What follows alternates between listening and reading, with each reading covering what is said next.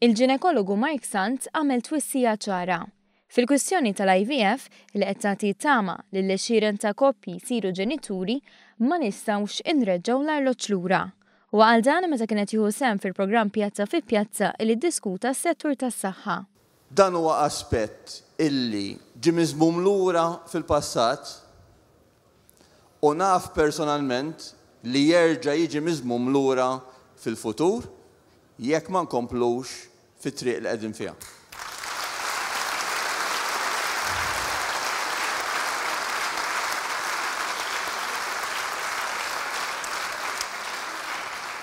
U dan ngħidu b'konvinzjoni kbira. Sant sostna li Malta toffri servizz li kważi ebda pajjiż ieħor ma joffri mingħajr ħlas.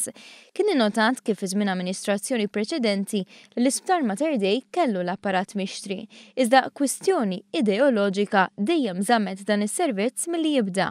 Tant li l-bidla fl-amministrazzjoni waslet biex kellu jinxtara apparat ġdid biex dan is-servizz jibda jingħata mis-servizz ta' saħħa pubblika. Il-bidla fil-ħsieb waslet għal tagħmit ġodda, ix-xieren ta' koppji saru ġenituri. Is-servizz qed joffri tama llum qed dejjem inżidu fl-ammont li qed nagħmlu u qed noffru qed nagħmlu proċess tal-IVF fuq minn 30 sa 40 koppja kull 8 ġimgħat. U dan għaddej il-ħin kollu. Iżda mhux kollox garantit għaliex mhux il-partiti kollha jaħsbu għall-istess dwar is-suġġett kif fisser il-ġinekologu Sant. Kelli laqat meta bdejna niddiskutu fuq ċerti riformi li ħajkun hemm bżonn biex intejbu l-IVF u kelli diskussjoni ma' Marlin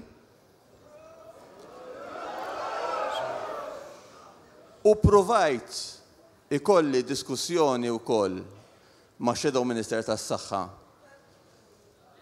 Imma għal xi raġuni jew oħra din lejliet li kellna niltaqgħu ħassritu dan l-appuntament u qatt ma reġa' sar.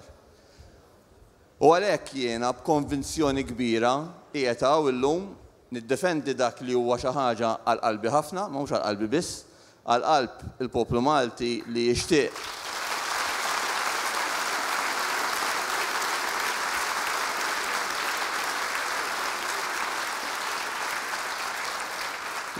jagħti l-opportunità lil koppji illi ma jistax ikollhom tfal biex ikollhom familja.